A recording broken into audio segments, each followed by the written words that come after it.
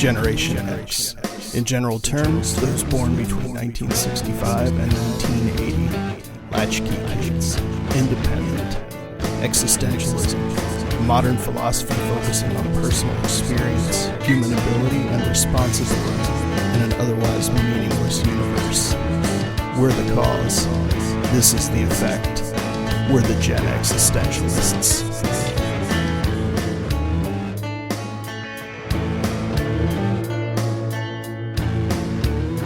Welcome in to the Gen Existentialist podcast. My name is Scott. And I'm Bunny. And we are here to play a game.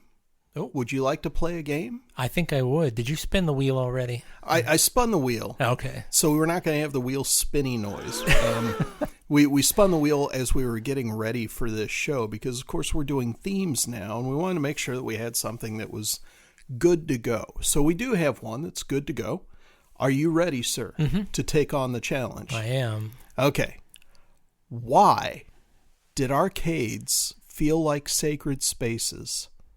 And this is particularly Gen X, because if you're younger than we are, you've probably been to arcades, but it's more of a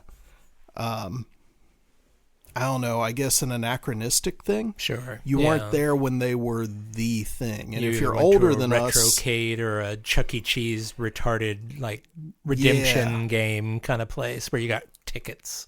Yeah, so... Yeah. And you were much more of an arcade goer than I was, but I enjoyed my time at arcades. I love me some arcades. First, before we get into why... Did arcades feel like sacred spaces to you? Absolutely. That was a place where all kids of all walks could come together and coexist in the same space. It's hard to find a place where jocks and burnouts and nerds and cheerleaders and everybody else all came together and enjoyed themselves. Yeah, because it's video games, dude. It's something that we can all jump in, and we may not all like the same games. No. But we all love playing games. But there were so many varieties of games that was really nice, too. Is that they really catered to every skill level and every temperament, you know.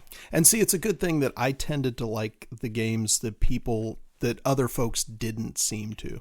Okay. Like, I could be happy playing Moon Patrol. I love Moon Patrol. Evening. Yeah. But it seemed like that cabinet was never taken up. Like, it was always just this lonely patrol buggy going Moon across. Patrol's a girl's game. or wait. Centipede's a girl's game. I never liked Centipede. Oh, Centipede's manic. I love it. Ugh. I didn't like Centipede. I didn't like Cubert. I had trouble thinking in 3D. Okay, yeah. It just, I would always like move the joystick the direction opposite of what I wanted him to do. And I made that noise, and then you heard the clunk at the bottom of the exactly. machine. That was great stuff. So, I believe they were considered sacred spaces, at least to us. I mean, the darker and the dingier, the better, in my opinion, for an arcade, because everything glows more.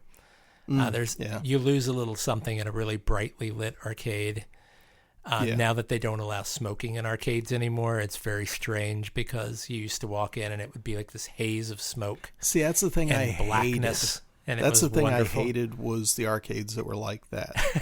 I liked the arcades that there wasn't any smoking, and when you walked in, you got that smell of the electronics. Like Tilt. Or yes. Places like that. Okay. Yeah, Tilt at the Florence Mall. That was just walking in and that was good stuff. I still remember that smell. Yeah, there's a wonderful smell it smells like metal because of all the coins. Yeah. You got the ozone from the electronics, and then they always use some kind of carpet fresh type thing, I guess, the day before or the morning of, and they'd spray it all over the carpet and they'd vacuum it up, and it always kind of had that fresh carpet smell. Well, because somebody in the arcade at least a couple times a week would have too much candy and stuff and would barf in there. Yeah, I was always in arcades where people would spill their drinks all the time, so there'd always be sticky spots on the floor from where somebody dropped a soda. Or if you were very unfortunate, on the joystick itself or the buttons. Yeah. So it's not a real arcade experience unless your console area has cigarette burns in it from where idiots left their Marlboro sitting on the side and it just melted into the plastic. Now, let me ask you this. Would you consider a place that just had a few video games as a something to catch the passers-by. No, like if you're talking like a movie theater or something like that, or a hotel or like, lobby, or like the Kmart by us used to have a back room, and it was a separate room. Yeah, they had like 12 games in there. Okay, well, 12 games, that's borderlining on arcade. Yeah. Yeah, that's pretty good. Okay, because I remember spending a lot of time in there playing, I think, Galaga. I was thinking things like if you went to the IGA. Oh, no. Where they had like 1 or 2 games sitting in the middle of the store. Yeah. that was fun because it gave you something to do while your grandparents or whatever grocery shopped. But, yeah. Or do you remember the Gold Star in Crescent Springs had a couple video game tables? Oh, I never went to the Crescent Springs. I went to the Gold Star in Taylor Mill here. Okay. And they had a sit-down Miss Pac-Man. Yeah, they had the same thing in Crescent Springs, too. Yeah, they had a Defender one year. Like, it wasn't a sit-down, but it was a stand-up Defender. And then they switched it out for a Frogger for a while. So, there was a little something to play there. But I loved the sit-down table. Because, you could just go, eat, play games while you're eating. You talk about you had a hard time with Cubert thinking of 3 dimensions. I had a hard time thinking sitting down. Really? Yeah, with the video games. For some reason, I don't know. It didn't feel right not to be standing with your legs spread, mansplaining yourself through the next level of Pac-Man or something. It just didn't feel right. So there was this great arcade that I don't know if you've ever went to. It was in Clifton near University of Cincinnati. It's called Jupiter and Beyond. Yes. Have you been there? Yeah. It's a wonderful arcade because it was basically someone's house that they painted all the walls jet black and then painted like, glow paint murals of planets and Darth Vader and goofy crap on it. Yeah. So it was the sketchiest. Oh, yeah. So many dark corners you could get mugged in. And it was full of smoke and smelled like beer and piss. And keep your wallet in your front pocket. Yeah. But boy, that was the Wild West of arcades. I love that place. Yeah. They had some really obscure titles there too, which I appreciate. Yeah. Now, modern arcades, like the retro movement. Yeah. Have you been to many of those? Because I haven't. About the only one I've been to is one down in Lexington. Okay. And it's not even an arcade so much. It's just a place that had a bunch of arcade games. Okay. And, from pinball up through old cabinets and stuff. Was it a barcade or was it a... No, it was part. Okay. I think it's part of the Burl. Okay. And this was several years ago. We went there. It's where I got to play the Iron Maiden pinball game. Ah, okay. So it was stuff like that, and it was cool, but it didn't have the same feel. And I don't know if that's because of me or because of just the general ambiance. There were a number of retrocades in Cincinnati that I went to. Yeah. And a barcade that I went to as well. Barcade is just, for anybody out there, it's just a bar that has arcade games in it as well. Mm-hmm. So they try to do the craft beer. Look at me, I'm ironic, and I'm wearing a 70s mustache and dressed like an ass playing pinball, whatever. Damn hipsters. Yeah, exactly. All the places I went were very bright. And they also had console games set up with like big projection TVs. So they would do competitions where they'd have like Mortal Kombat competitions with teenagers and stuff. Yeah. So it didn't feel the same at all. I mean, it's nice to be able to pay a flat fee and play as much as you want. Yeah. Which I always take advantage of. Now there's a chance I might be going to Galloping Ghost. Where's Bunny at? He's been at the barcade for about 4 days. Yeah. There's a chance I might be going to Galloping Ghost soon. So that'd be cool. Which is the largest arcade in the United States right now. With over 1,000 some odd cabinets, which is amazing. And they have a separate building alone just for pinballs now. I love pinball. I never liked pinball when I was a kid, but I love it now because like where I go for comic books and stuff is a place called Comics to Games, and they've got an entire pinball room. And it's just amazing. I love that place. That's the only place I've been able to play Medieval Madness, which is my favorite pinball machine that they have there. It's really fun. Yeah.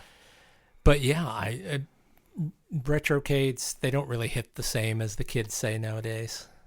There's the allure is missing, the danger is missing, the darkness is missing.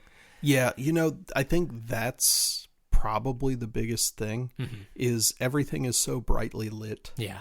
These days. Everything is very sanitary in general, let alone with arcades. And they don't have as much variety in the newer arcades, too. Like, they'll have large machines like a DDR, just Dance Dance Revolution, or a Guitar Hero game or something set up where it's a big honking thing that takes up way too much floor space. Right. The last dark place I've been was Dave & Buster's. It's not really an arcade. It's more of a redemption game place, where you're constantly trying to win a Tootsie Roll. Yeah. Fuck that. And see, that is kind of, to me, the antithesis of an arcade. An arcade has, we've talked recently on several shows about, like, how finite we are as humans. And I think the arcade is one of the places where that really comes home to roost. It does. Because it's not like a home video game platform where you can get cheat codes and things like that. Yeah. But at an arcade, and for me, one of the best parts, going in and getting that smell, that whiff of ozone and electronics, but then trying to feed your $1 or $5 into the token machine and getting the tokens. Yeah, those industrial-looking token machines that were always either beige or blue. Yeah, and they looked like a bus stop. Right, so you get the tokens, and you've made that exchange, and those tokens are worth nothing anywhere else but right there. So you're locked in, and every one of them is finite. You've got 3 lives. Spend it as you will. Do your best, but once you're dead, you're dead. Yeah, there's no coming back. There's no saving throw, in D&D. I think I always tried to cheat death by keeping a token. I always had one token I never spent. That was part of it. If you left without one token in your pocket, it was almost like bad juju. You wanted to have one for the next time if you went, or one just to keep for a memory. Now, ironically, you said tokens really aren't worth anything. I just sold a token at the antique mall. What? For $5. It was a Chuck E. Cheese token from 1982 that said, "In Pizza We Trust" on the back. Yes. And somebody bought it. It was only out like 2 days, and somebody snatched it up for $5 friggin' bucks. $5. Yep. I have a number of them at home just for myself because I think they're hilarious. But I just keep putting them in. I got to keep the others for posterity. I just wanted to see if anybody was goofy enough to pay $5 for an old brass token, and boom, there it went. They're not even brass. Oh, I know. They're brass colored, I guess. Yeah. I don't know, but yeah, that was weird. That's amazing. Now, I'll tell you, arcades were also a place where you met people. I got a story for you about, there was a summer. Hit me. Yeah, there's a summer. This was ages and ages ago when I was still quite young, and went to the bowling alley arcade, which was a dark, cruddy little arcade at our bowling alley. And there was this amazing tomboy that came in, this girl. She was very attractive, always wore a baseball cap backwards and a jean jacket. She's the only person who could consecutively kick my ass at Galaga. I mean, here's the thing I claim to fame right now is that I am a killer at Galaga. Okay. But boy, she would give me a run for my money. And we started bonding over Galaga, right? So then we started, you want to play this game? You want to play that game? And we never got each other's name. It was just kind of like, we're too cool to like pretend like we like each other, but I don't know. I liked her. Yeah. I'll say that. I can't speak for her. But, there was always that sort of kind of charged hush between people where you're waiting for the next person to say something. You're looking at each other, but you're not quite saying it. Yeah. And I thought I should ask this girl out. I should ask her out on a date. And I never could. I just, I wimped out every time. I'd make a joke or do something stupid. So I started going to the arcade more that summer. And sometimes she was there and sometimes she wasn't, until one summer, it was like the next summer I saw her again, and we talked, we played games. And then midway through that summer, she just stopped coming, and I never saw her again. Did you ever get her name? No. What? We were just competitors at the arcade, frenemies at the arcade. But and I did the fact that you never got her name over the course of 2 years. Well, it was 2 summers, but yeah, so a few months, but combined. But I actually did a podcast about her, and I said, for one summer there, she was my favorite game in the entire arcade. just this badinage, back and forth. Yeah. And this kind of charged, weird space between adolescence. And the fact that it was both of you. Not just you didn't ask her for her name. Yeah, she could have asked me. She didn't ask you either. Her initials were Jen. That could have been her first name. That could have been her full initials. I'll never know. Was her name Jennifer? Was her name Joy Nuxall? I don't know. Nuxall? Exactly. We'll never know. And I often wonder, I think about her sometimes, and I'm like, I wonder if she's still playing games.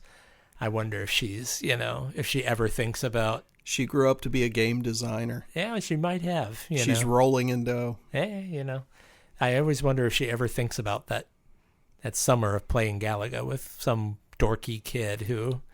I'll bet she thought about gave her you a run when she for had money. Carpal tunnel surgery and wished she had never played all those games with you. Well, I'm glad I could contribute a memory. Positive memory. Yeah, but, it's one of those places where you end up meeting friends and you meet rivals. Yeah. And... or you end up just playing with the most random people. Like, what was the game where it's kind of a D&D kind of game.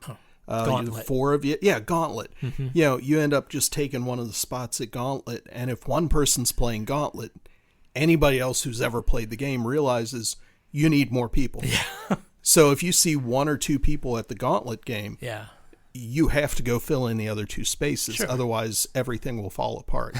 the quest will fail. Yeah. And it's inevitable that the quest fails anyway. Of course, it's impossible. But that was one of the things you had to do.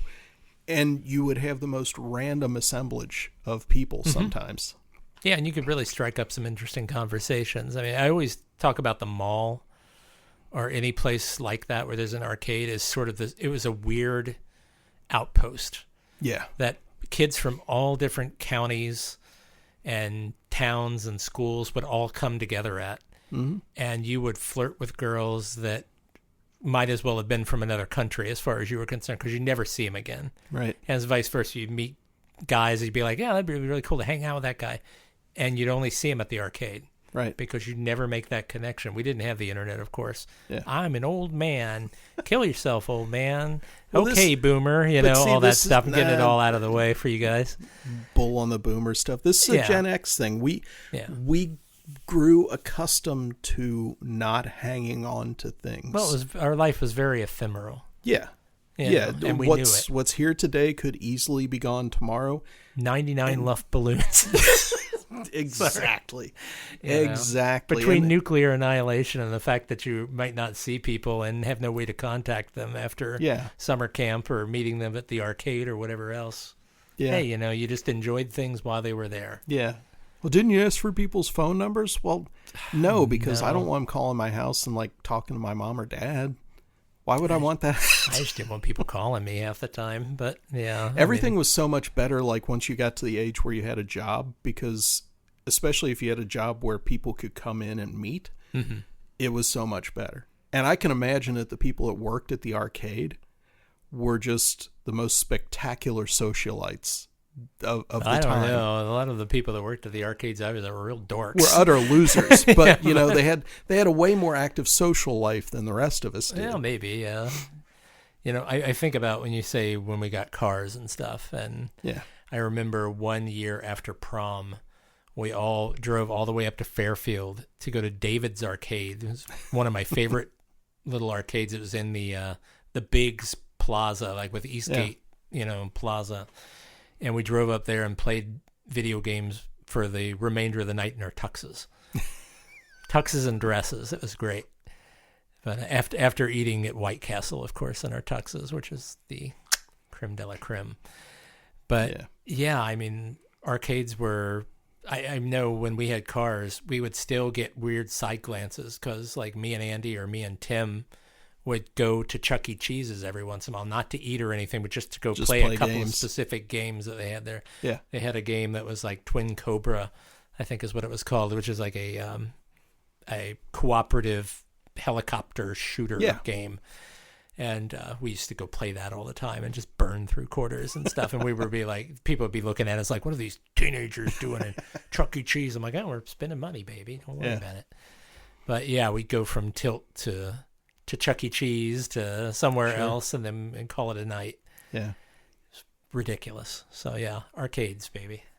So let me ask you this. Mm-hmm. If you had a certain amount of money, would you open an arcade today? I don't see why not. I mean, why not, you know? It would definitely be of the retrocade style. You know, you couldn't make it as creepy and dark and sinister as they used to be. But see, that would be the goal for me, though. And again, the smell, the tokens, you'd have to get specialized tokens just for your place. I would want it to be as much like one of the old style. Here's a weird aside for you. Speaking of tokens and that, did you know there is still a company in Queensgate up in Cincinnati that makes tokens? They design them, they punch them out and stuff. They make tokens for all different places like Vegas places and bus terminals and blah, blah, laundromats and all that. But they actually used to make terminals or tokens for arcade games. Cool. And it still exists. They still put out tokens. Yeah. So if you ever want bulk tokens, you know where to go. Check out the Cincinnati area on the line, and you can. That's what we should have as a giveaway for the Gen Existentialists. Yeah, like custom token. Military and police and stuff have challenge coins. We should have challenge tokens. Like if you meet one of us on the street, we'll give you a token. So what are your favorite obscure arcade games? Like not the mainstream, not the Donkey Kongs or the Pac-Man or the Froggers and all that junk. We've talked about it before at length. That obviously Moon Patrol, but Paperboy was my jam. Paperboy is a great game. That was one of the few video games that I was good at. And here's my admission to everyone in the listening audience. Okay, I'm not good at video games. I was pretty good at sports video games, but actual video games, especially like single player, single shooter, stuff like that, I'm just not good at. So like when you had your birthday parties at Chuck E. Cheese, I spent a significant amount of my time watching Bunny play Dragon's Lair. Oh, yeah. And stuff like that. Or going over and doing skee-ball just because I was reasonably decent at that. Hey. But actual video games, I wasn't really great at. So I enjoyed them, but I wasted a lot of money. Let's talk about skee-ball. Okay. Skee-ball at Chuck E. Cheese. What did you get with your tickets from skee-ball? A whole lot of nothing. Really? Yeah. Nothing and memorable? Honestly, the last 2 times, and this was decades ago that I was at Chuck E. Cheese, the amount of tickets that I ended up with wasn't really enough to get anything worthwhile. Before I left, I handed them to somebody else, some little kid that was there just trying to get anything. Here, take these. Altruism. That's a Gen X altruism they don't tell you about. Yeah, and it's kind of like at county fairs and stuff when they have that kind of thing. I usually don't get anything with them. I hand them off to some little kid or something. I got to get my Coke mirror if I from the county fair now. Or the mirror with the Black Sabbath logo on it or something mirror. like that. Yeah, the one that you do cocaine on. Oh, I thought you meant one with a Coca-Cola logo on it. But my go-to was always Def Leppard. Yeah, if I had to get one. And don't Cinderella. If you're chopping your Coke on it, don't chop too hard and get the paint off the. That's right. The yeah, you don't want to snort that. Damn it! That and the roach clips. Oh, they're for your hair. Yeah, sure are. Wow. Yeah, so but I, you know what? If I had room for it, I would put a skee-ball machine in the basement. Oh, there you go. You got room. Nah, give not me some really. of those Funko Pops and put your skee-ball in there. What? That's my retirement. You should get a virtual pinball machine and put it in there where you can have like all the different boards. That would be cool, but honest to God, if I could get one of the Iron Maiden pinballs or the original Star Wars pinball machine. Those are expensive. They are super expensive, but if I could get one of those, I would. Well, let's be honest. I would buy another base before I bought a pinball machine. Okay. Because it would just be noise and stuff here. You could sell a couple of bases right now and finance the market a pinball sucks machine. right now. I was actually trying to sell one of those over there to finance, obviously, another base, because I'm at that mode where if I'm going to get another one, I have to sell one. Well, you're out of room. A spot. Exactly, in the rack over there. So, and the market right now is just awful. Wow. Usually if I post something up on like reverb.com, which is a musical instrument selling place, I price stuff fairly, and usually anything I put up isn't there for more than a week. The one over there that I was going to sell had it up for like a month, and people were trying to super lowball me on it. Mm-hmm. I finally just took it down. That's because people can't afford bagged salad right now, let alone a base. Yeah, so. Exactly. So, even the thought of like buying a pinball game, nah. And that's the other thing. I'm not buying anything right now either. Yeah. Because, the economy. And I think that's something too. Arcades were kind of a product of the time too. Yeah. They were if you luxury. Think like 80s, even into the 90s, they were a product of the time. We had allowances, or we had jobs. We had the spending money.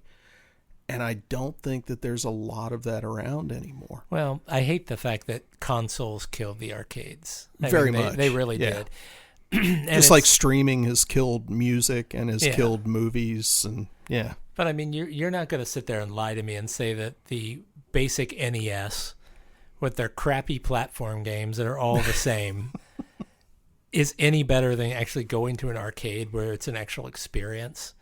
This is you sitting at home trying desperately to beat Teenage Mutant Ninja Turtles on NES.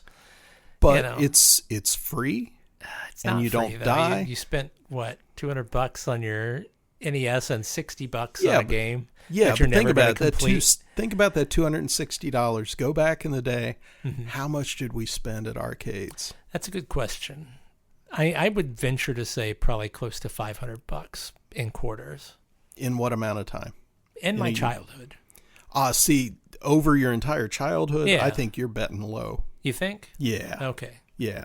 I make my quarters last did for bet, a while. and you could, because you were better at the games. Yeah, I mean, I was throwing money away. I was popping a token in, and a minute later, I got to pop another token in. Well, there was a wonderful thing back in the day for all you folks listening out there that didn't have Chuck E. Cheese or didn't have arcades. Poor you. They had a deal where you could trade in your report card at Chuck E. Cheese, and you would get a number of tokens depending on your grade that you got for each class. How did I not know about this? Oh my gosh, this was great. I mean, there were things also at elementary school where it's like if you got straight A's or something, you got like Reds tickets or something. Reds tickets. That's nothing compared to like arcade tokens. Yeah, you take them to Chuck E. Cheese and you show them your thing, and it was like, oh, you got 10 tokens for an A and 5 tokens for a B and 3 for a C. Is there any retroactivity to this? Can I take like my old college? They don't even have tokens at Chuck E. Cheese anymore. They have a credit card system thing now. Oh, for God's sake. Yeah. See, that makes me hate Chuck E. Cheese. Yeah. Because the token, like we already talked about, the tokens are a key. Yeah, it's tactile. It's all part of the ritual, and you have a pocket full of jangly stuff. Yeah. Which makes you feel like you're loaded. But yeah, I mean, you take them in, you got a decent grade that year. You got a handful. I'd always end up with like at least 30. Yeah. Free tokens. Man. And my parents would take me there just to play the video games. Like it wasn't for my birthday anymore. It was like every time you got a report card, we'd stop in. Yeah. Parents would have a beer. I'd play some video games for an hour or two. Yeah. Free tokens. Man. Not a bad deal. So, and there were places that still did things like that. That was just like the Johnny's Toys Castle. I completely missed that too. I can't believe you missed that. That's a damn tragedy. That's something you should go back in time for. Holy crap, that was a thing. I have these weird gaps in my childhood that just don't make any sense. That's one of them. It's alien abduction. Oh no. But yeah, arcades, man. Yeah, so we agree they were sacred spaces. Absolutely. I mean, they were definitely a stamp of Gen X childhood. Yeah, absolutely. I mean, there were older people that enjoyed the arcades when we were young. Yeah, but it was a place where we kind of grew up and came of age too. I mean, I remember when I was probably about 7 was the first time I played an arcade game, 7 or 8. Yeah. And it was Space Invaders. Back then, that was like one of the few arcade games that was out at the time. Yeah. At least in our area. We were in bumfuck Kentucky. So, we didn't get the best. We didn't get the best titles. We're not that far from civilization. True, but I mean, back then where, Taylor Mill was like a one-horse town, like a one road that went through. And what more do you need? An obscure bowling alley in the middle of nowhere. It's like, I was amazed to get any games, but, There was an IGA and a La Rosa's there. The IGA had Sinistar and Wizard of War, which I was super happy about because I love games that talk to you. Yeah. Back then, I thought that was the coolest thing. That's why I was a big Gorf fan, because it talked to you the whole time and made fun of you. And Berserk, another classic. I was in, and you were too, the original home platform games and stuff. And so when Joe Montana Talking Football came out, that was like a game changer. And that predated Madden for all you kids out there that grew up on Madden. The first talking football game was Joe Montana Talking Football. Didn't have a really large lexicon, but it was really cool because you got in-game commentary and stuff like that. Was Joe Montana the one that broke his ankle or whatever? No, that was Joe Theismann. Oh, okay. I knew it was a Joe. Yeah. Okay, I thought you'd have like realistic ankle breaking noises while he's like, "Oh my God, I'll never play again." No, but I will tell you that scene, along with Tim Crumry breaking his leg in the Super Bowl, are two of the most vivid memories of my childhood because they're so freaking disturbing. That was like the only football I watched when I was a kid. Was those blooper tapes with like people getting their arms and legs broken? Those are not bloopers. Those are like horrifying career-ending injuries. Yeah, your tragedy is now reduced to a blooper, motherfucker. I mean, Lawrence Taylor knee-dropping Joe Theismann's lower leg and just snapping it like a twig. How did we get from arcades to this? I have no idea. It's all thanks to Joe Montana's Talking Football. Yeah. So we do agree, though. Arcades definitely sacred spaces. Yeah, it's something that if you've never experienced one, you should probably do yourself a favor and go to a retrocade, spend a couple of bucks, and just try some stuff that you never tried before. You're not out much. So absolutely. Okay, that'll do it for us on this episode of the Gen Existentialist Podcast. Until next time, my name is Scott. And I'm Bunny. Have a good one.